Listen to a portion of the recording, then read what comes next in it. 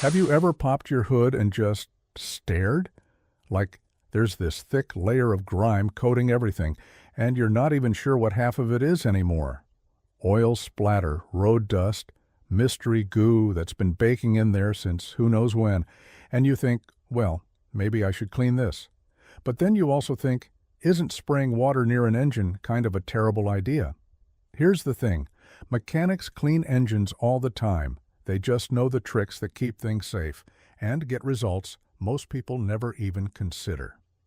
Today, we're counting down 10 smart engine cleaning tricks that mechanics absolutely swear by. If you find this helpful, go ahead and hit that like button and subscribe. It really does help the channel. All right, let's get into it.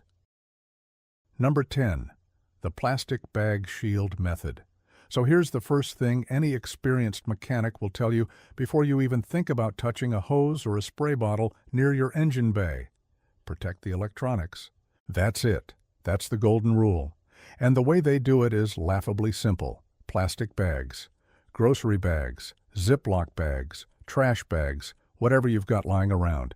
You take those bags and you wrap them around every sensitive electrical component you can find.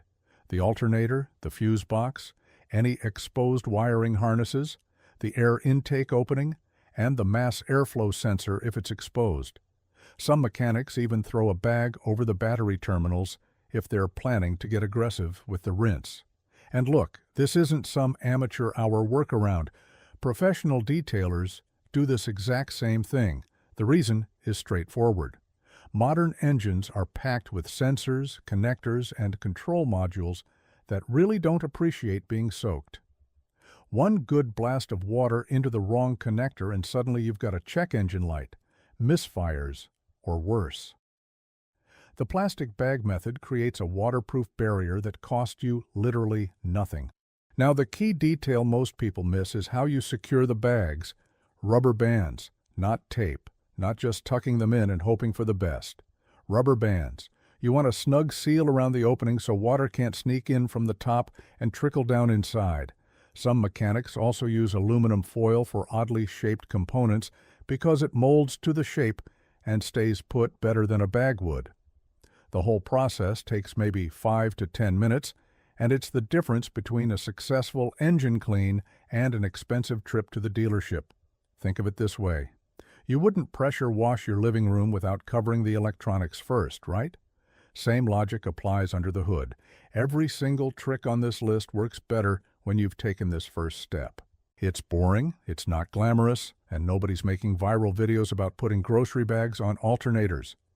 But every mechanic who's been doing this for more than a year will tell you it's the single most important step in the entire process. Skip it, and you're gambling. Do it, and everything else becomes dramatically safer. Number 9. The baking soda battery terminal revival. You know what mechanics see constantly? Corroded battery terminals. That fuzzy, crusty, blue-green buildup that slowly forms on your battery posts and cable connectors. Most people ignore it until their car won't start one morning, and then they're standing in a parking lot wondering what went wrong. Well, here's a trick that's been around for decades, and it still works better than almost any commercial product you can buy. Baking soda and water. That's it. You mix about a tablespoon of baking soda into a cup of warm water, stir it until it dissolves, and you've got yourself a corrosion-destroying solution that costs roughly 3 cents to make. The science behind it is simple. Battery corrosion is acidic. Baking soda is a base. When you pour the solution onto the corroded terminals, it neutralizes the acid on contact. You'll actually see it fizz and bubble, which is incredibly satisfying, and also a sign that it's working. Now here's where the mechanic's trick goes a step further than what most people do at home. After pouring the solution on, you grab an old toothbrush, or better yet, a dedicated battery terminal brush, which costs about $4 at any auto parts store, and you scrub. You scrub the posts, you scrub the inside of the cable clamps, and you get into every little crevice where corrosion likes to hide. Then you rinse with clean water, dry everything thoroughly, And here's the part most people skip entirely. You apply a thin coat of petroleum jelly or dielectric grease to the terminals before reconnecting. That grease creates a barrier that dramatically slows down future corrosion. Some mechanics even use a spray-on battery terminal protector that leaves a colored coating so you can visually confirm the protection is still there during future inspections. The reason this matters for engine cleaning specifically is that corroded terminals can cause voltage drops, which affect everything from your starter motor to your fuel injectors. A clean battery connection means your engine runs more efficiently, your alternator doesn't have to work as hard, and your electrical systems behave the way they're supposed to. It's one of those things that takes 5 minutes but has a ripple effect across your entire vehicle's performance. And the best part? You probably already have baking soda in your kitchen right now. No special trip to the store required. Number 8. The compressed air pre-clean. Here's something that separates the professionals from the amateurs, and it happens before any liquid ever touches the engine. Compressed air. Whether it's a shop air compressor, a portable electric blower, or even a decent leaf blower, mechanics use forced air as the very first step when cleaning an engine bay. And there's a very good reason for it. Think about what's sitting on top of and around your engine. Leaves, twigs, pine needles, dead insects, loose dirt, sand, pollen, all kinds of dry debris that's accumulated over months or years of driving. If you spray degreaser or water on top of all that stuff, you're creating mud. You're pushing wet debris into crevices and channels where it gets stuck and becomes even harder to remove. You're essentially making the job worse before you've even started. So mechanics blow it all out first. They hit every surface, every gap between components, every little channel and groove where debris likes to settle.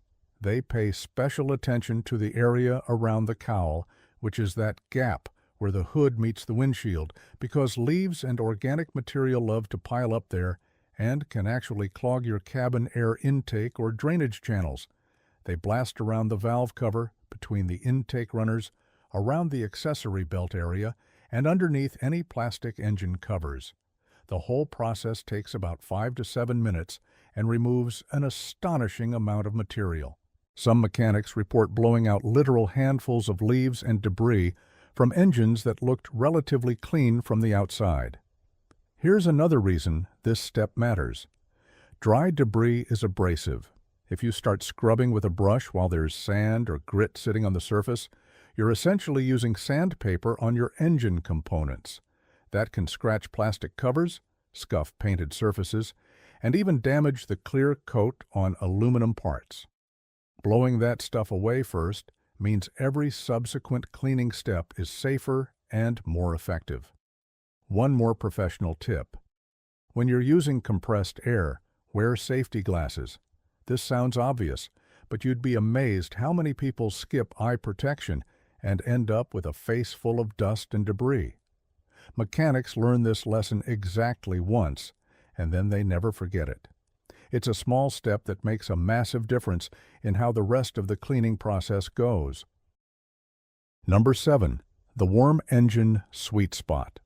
This is one of those tricks that sounds almost too simple to matter, but mechanics will argue about it like it's life or death.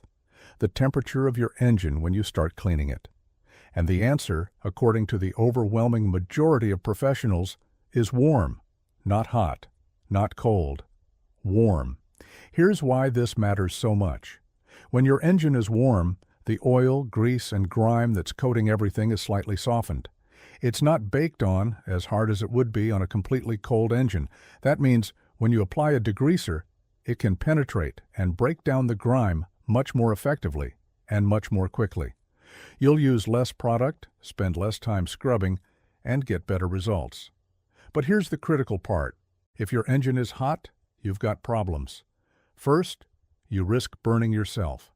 Engine components can reach temperatures well over 200 degrees Fahrenheit during normal operation, and some parts retain heat for a long time after you shut the engine off. Second, if you spray cold water or degreaser onto extremely hot metal, you can cause thermal shock. This can warp components, crack plastic covers, and damage gaskets. Third, degreaser evaporates almost instantly on a hot surface, which means it doesn't have time to actually work. So what's the sweet spot? Most mechanics recommend starting your engine, letting it idle for about 3 to 5 minutes, then shutting it off and waiting another 5 to 10 minutes before you begin cleaning. You want the engine warm to the touch, but not so hot that you can't comfortably keep your hand on the valve cover for a few seconds. If you burn yourself, it's too hot. Wait longer. The temperature matters for another reason too. When the engine is warm, moisture evaporates more quickly after you're done cleaning. This means less chance of water sitting in electrical connectors or pooling in low spots where it can cause problems later. Mechanics in humid climates especially swear by this because residual moisture is one of the biggest causes of post-cleaning electrical issues. So remember, warm is the magic word. Run the engine briefly, let it cool down just enough, and then start your cleaning process. It's the difference between fighting the grime and letting chemistry do most of the work for you. Every professional detailer and every experienced mechanic knows this, and now you do too. Number 6. The proper degreaser dwell time. All right, this one drives mechanics absolutely crazy because they see people making the same mistake over and over again. Someone buys a good engine degreaser, sprays it all over the engine bay, and then immediately starts scrubbing or rinsing it off. And then they wonder why the engine still looks dirty. The problem isn't the product. The problem is impatience. Degreasers are chemical solutions designed to break down oil and grease at a molecular level. But they need time to do that. This is called dwell time, and it's arguably the most important variable in the entire engine cleaning process. Most professional-grade degreasers need somewhere between 5 and 15 minutes of dwell time to work properly. During that time, the active ingredients are penetrating layers of baked-on grime, breaking the bonds between the grease and the surface, and essentially doing the hard work so you don't have to. When you spray and immediately wipe or rinse, you're removing the product before it's had a chance to finish its job. You're fighting gravity and elbow grease against chemistry, and chemistry should be winning. Now, here's the nuance that separates a good clean from a great one. Different areas of the engine need different amounts of dwell time. Heavily soiled areas like around the oil fill cap, the valve cover where oil seeps out, or anywhere near the turbo if you have one, these areas need the full 15 minutes. Lightly dusty areas might only need 5. Smart mechanics spray the dirtiest areas first, then work their way to the cleaner zones so everything gets the appropriate amount of soak time. There's also a temperature component here. Remember the warm engine trick we just talked about?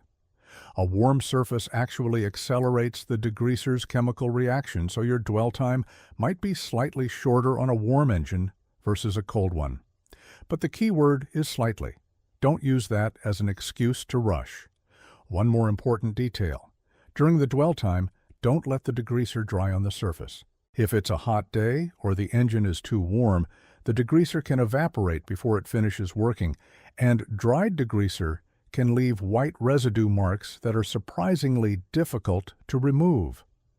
If you see it starting to dry, give those spots a light mist of additional degreaser to keep them wet. Patience here literally saves you time and effort in every step that follows. Number 5. The detail brush arsenal. Okay, here's where we get into the tools that mechanics consider absolutely essential, and you'd be surprised how low-tech they are. We're talking about brushes, not fancy powered scrubbers or expensive detailing gadgets, just brushes. Specifically, a collection of different sizes and stiffness levels that let you get into every corner and crevice of the engine bay. The typical mechanic's brush kit includes a few key players. First, you've got a stiff bristle parts cleaning brush, usually about 8 to 10 inches long, with synthetic bristles. This is your workhorse for flat surfaces, valve covers, and large plastic components. It's aggressive enough to move heavy grime, but won't scratch most engine bay surfaces. Second, You need at least 2 or 3 different sizes of detail brushes. These look like oversized paintbrushes with soft to medium bristles, and they come in widths from about 1/2 inch to 2 inches. These are what you use around sensors, wiring harnesses, bolt heads, and all those tight spaces between components where grime loves to hide. Third, and this is the one most people overlook, an old toothbrush or a set of those small parts brushes that look like toothbrushes with different shaped heads. These are your precision tools for getting into the tightest spots.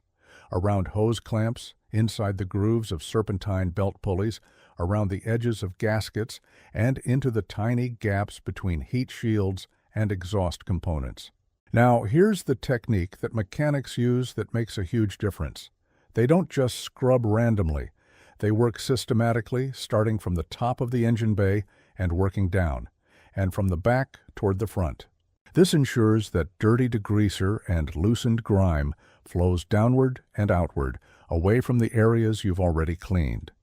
Each brush stroke should push the grime toward the edges of the engine bay, where it can drain away.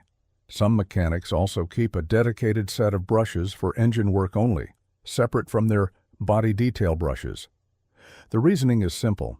Engine grime contains oil, fuel residue, and metallic particles that can contaminate your paint detail brushes and cause scratches on body panels. Keeping them separate prevents cross-contamination. The total investment for a proper brush kit is somewhere around $15 to $25, and it will last you years. Number 4. The low-pressure rinse technique. So you've protected the electronics, you've blown out the debris, you've applied your degreaser and let it dwell. You've scrubbed with your brushes, and now comes the step that terrifies most people, the rinse. And here's where mechanics have a critical piece of advice that contradicts what a lot of internet videos will tell you. Never ever use a pressure washer on your engine bay. Let that sink in for a second because it goes against a surprising amount of advice floating around online. High-pressure water is incredibly effective at removing grime, yes. But it's also incredibly effective at forcing water past seals, into connectors, behind gaskets, and into places where water absolutely should not be. Professional mechanics have seen countless cars come into their shops with electrical problems, misfires, and mysterious warning lights, all traced back to someone pressure washing their engine bay and forcing water into sensitive components. The correct method is a regular garden hose with a standard nozzle, set to a gentle shower or light stream pattern. That's it. No pressure washer, no power nozzle, no fire hose impression. Just gentle, controlled water flow. The technique matters too. You don't blast water directly at electrical connectors, sensor plugs, or the intake opening, even if you've covered them with plastic bags. Bags can shift, rubber bands can come loose, and Murphy's Law is always in effect when you're working on a car. Instead, you rinse from the top down, letting gravity do most of the work. Angle the water so it flows off the surface and away from sensitive components. Start at the back of the engine bay near the firewall and work forward, pushing dirty water toward the front where it can drain out the bottom. Mechanics also recommend using an intermittent rinse technique rather than a continuous spray. Rinse a section, stop, inspect, and see if the grime is actually gone. If not, apply more degreaser to that specific spot, let it dwell another minute or two, scrub again, and then rinse again. This targeted approach uses less water, gives you more control, and dramatically reduces the risk of water damage. The entire rinse should take about 3 to 5 minutes. If you're spending longer than that, you probably didn't let your degreaser dwell long enough. The rinse step is really just removing what the chemicals have already loosened. It shouldn't require force. Number 3. The steam cleaning alternative. Now, if the idea of using any water at all near your engine makes you nervous, here's a trick that's been gaining serious traction in professional shops over the last 10 to 15 years, and for good reason. Steam cleaning. A steam cleaner uses superheated water vapor, typically between 200 and 300 degrees Fahrenheit, delivered at relatively low pressure through a focused nozzle. And it is devastatingly effective at cleaning engines. The reason mechanics love steam cleaning is that it solves almost every problem we've talked about so far, simultaneously. The high temperature means it melts grease and oil on contact, which eliminates the need for chemical degreasers in most cases. The low pressure means there's virtually no risk of forcing water into electrical components, and because the water is in vapor form, it uses a fraction of the liquid water that even a gentle hose rinse would require. This means dramatically less moisture left behind in the engine bay when you're done. Some mechanics describe the difference as night and day. You hit a greasy surface with steam, and the grime just melts away. It runs off in a dirty stream while the surface underneath comes out looking almost new. It works on plastic, metal, rubber, and painted surfaces without damaging any of them. It's particularly incredible on baked-on oil deposits around valve covers and oil pans that would normally require multiple rounds of degreaser and scrubbing. Now, the obvious downside is cost. A quality steam cleaner suitable for automotive use runs anywhere from $200 to over $1,000, depending on the unit. That's a significant investment for a home mechanic. But many professionals argue it pays for itself because you eliminate the ongoing cost of degreasers, you save enormous amounts of time, and you reduce the risk of water damage to essentially zero. For home mechanics who don't want to invest in a steam cleaner, some auto detailing shops offer engine steam cleaning as a standalone service, typically for around $75 to $150. Considering the cost of diagnosing and repairing electrical problems caused by water damage, that's actually a reasonable price for peace of mind. The professional consensus is clear. If you can afford it or access it, steam cleaning is the single most effective and safest method for cleaning an engine bay. It's not just a trick, it's a game changer. Number 2. The Seafoam Intake Carbon Cleaning. Okay, so everything we've talked about so far has been about cleaning the outside of the engine, the surfaces you can see and touch. But here's a trick that mechanics consider absolutely essential, and it targets the parts you can't see: the inside. Specifically, the carbon buildup that accumulates inside your intake, manifold, on the back of your intake valves, and in your combustion chambers over thousands of miles of driving. This is especially critical for direct injection engines, which have been standard in most vehicles built since roughly 2012 or 2013. In a direct injection engine, fuel is sprayed directly into the combustion chamber rather than into the intake port. This means the intake valves never get washed with fuel the way they do in older port injection engines.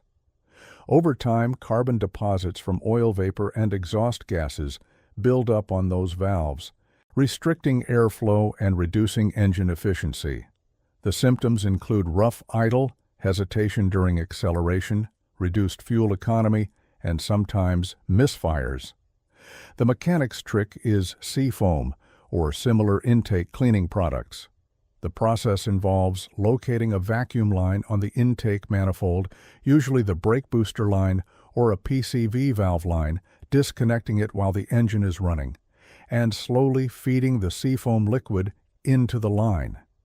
The engine draws the cleaning solution into the intake, where it soaks and dissolves the carbon deposits.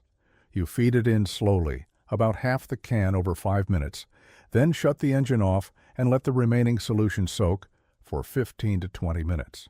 When you restart the engine, expect massive clouds of white smoke from the exhaust. That's the dissolved carbon burning off, and while it looks alarming, it's completely normal and actually a sign that the treatment is working. Mechanics recommend doing this every 30,000 to 50,000 miles, or whenever you notice symptoms of carbon buildup. Some mechanics also remove the intake manifold entirely on high-mileage engines and manually clean the valves with walnut shell blasting, but the Seafoam method is the accessible version that any car owner can do in their driveway. The difference in how your engine runs after a proper intake cleaning can be dramatic. Smoother idle, better throttle response, improved fuel economy, and that satisfying feeling of knowing the inside of your engine is as clean as the outside. It's the trick mechanics use on their own cars, which tells you everything you need to know. Number 1. The Post-Clean Protection Protocol. And here we are at number 1, and honestly, this might be the most overlooked step in the entire engine cleaning process. It's not a cleaning trick at all. It's what you do after the cleaning is done, and every mechanic worth their salt considers this the most important step of all.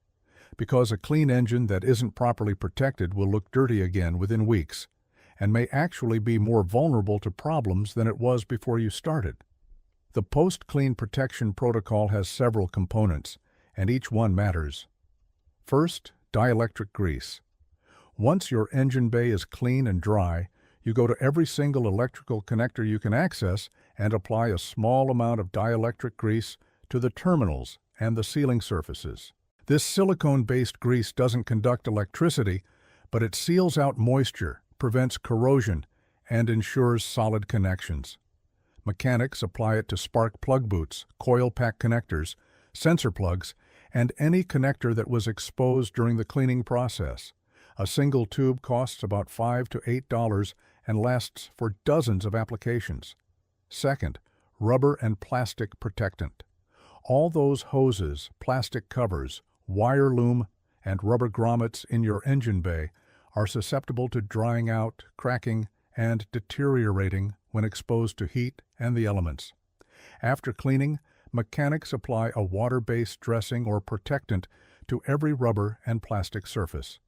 This restores the dark, like-new appearance and creates a protective barrier against UV rays and heat.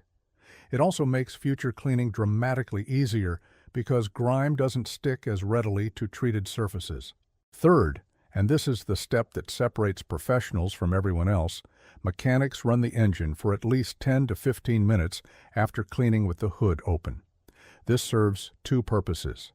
The engine heat helps evaporate any residual moisture hiding in crevices and electrical connections, and running the engine confirms that everything is working properly. There are no new warning lights, no misfires, and no unusual sounds. If something got wet that shouldn't have, you'll find out immediately while you can still address it, rather than discovering it during your morning commute. Finally, some mechanics apply a light coat of engine bay dressing to the painted surfaces, like the fender wells and the underside of the hood. This creates a hydrophobic barrier that repels water and makes future cleaning faster. The whole protection protocol takes about 20 to 30 minutes, but the results last for months. Your engine stays cleaner longer, your electrical connections stay corrosion-free, and everything under the hood looks professionally maintained. This is the complete package, and it's why mechanics' engines always look better than everyone else's. And there you have it, 10 smart engine cleaning tricks that mechanics genuinely swear by, from the humble plastic bag all the way up to the full post-clean protection protocol. Which of these tricks are you going to try first? And be honest, how long has it been since you actually looked under your hood? Drop your answers in the comments below, we won't judge. Well, maybe a little. If you found this helpful, hit that like button, subscribe, and tap the notification bell so you don't miss our next video. Thanks for watching, and we'll see you next time.